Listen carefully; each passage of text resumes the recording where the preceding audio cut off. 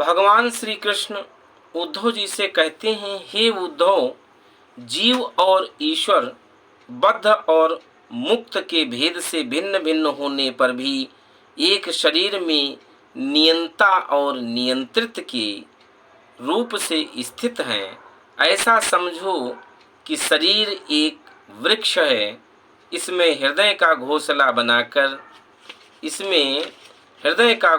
बनाकर जीव और ईश्वर नाम के दो पक्षी रहते हैं। वे दोनों चेतन होने के कारण समान हैं और कभी न बिछड़ने के कारण सखा हैं।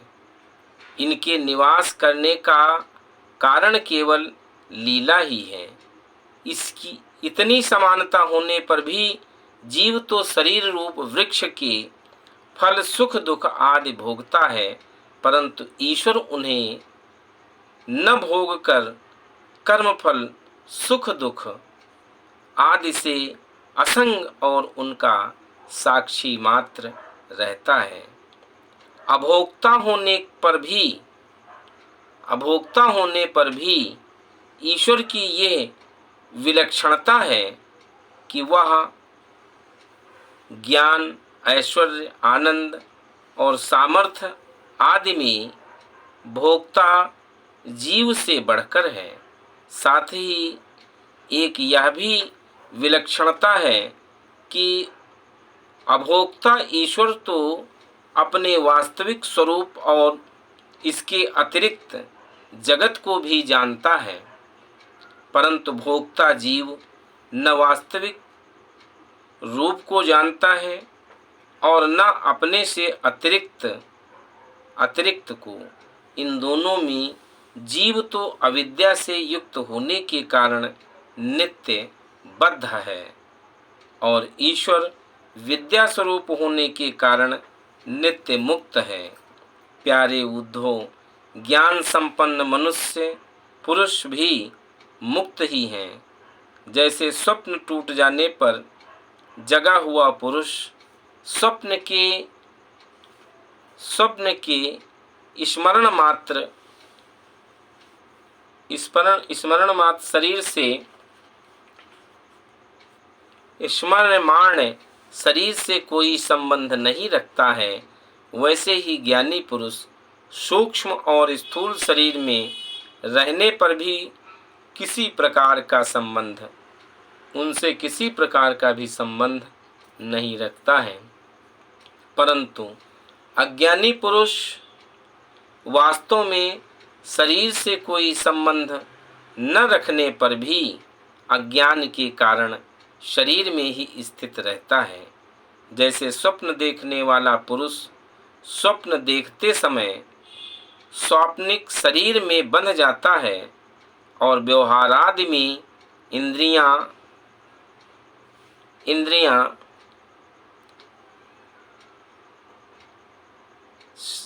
स्पर्शादि विषयों को ग्रहण करती हैं,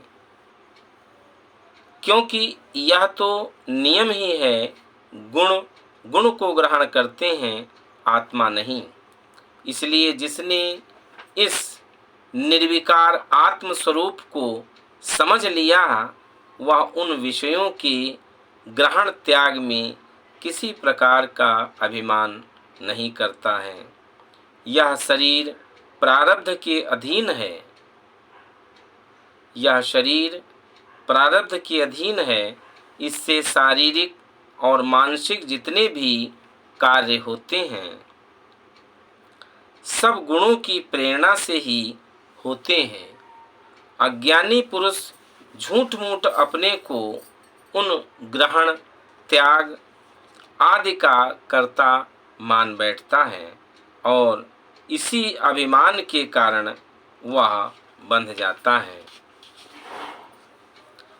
आगे भगवान श्री कृष्ण उद्धव से कहते हैं, यज्ञ में जब अरण्य मंथन करके अग्नि उत्पन्न करते हैं तो उसमें ऊपर नीचे 2 लकड़ियां रहती हैं और बीच में मंथन काष्ठ रहता है। वैसे ही विद्या रूप अग्नि की उत्पत्ति के लिए आचार्य और शिष्य नीचे और ऊपर की अरणियाँ या लकड़ियाँ हैं तथा उपदेश मंथन काष्ठ है। इनसे जो ज्ञानाग्नि प्रज्वलित होती है वह विलक्षण सुख देने वाली है।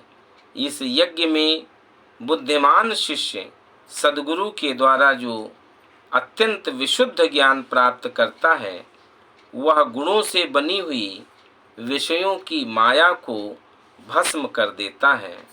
तत्पश्चात वे गुण भी भस्म हो जाते हैं जिनसे यह संसार बना हुआ है। इस प्रकार सबके भस्म हो जाने पर जब आत्मा के अतिरिक्त और कोई वस्तु शेष नहीं रह जाती है तब वह ज्ञानाग्नि भी ठीक वैसे ही बुझ जाती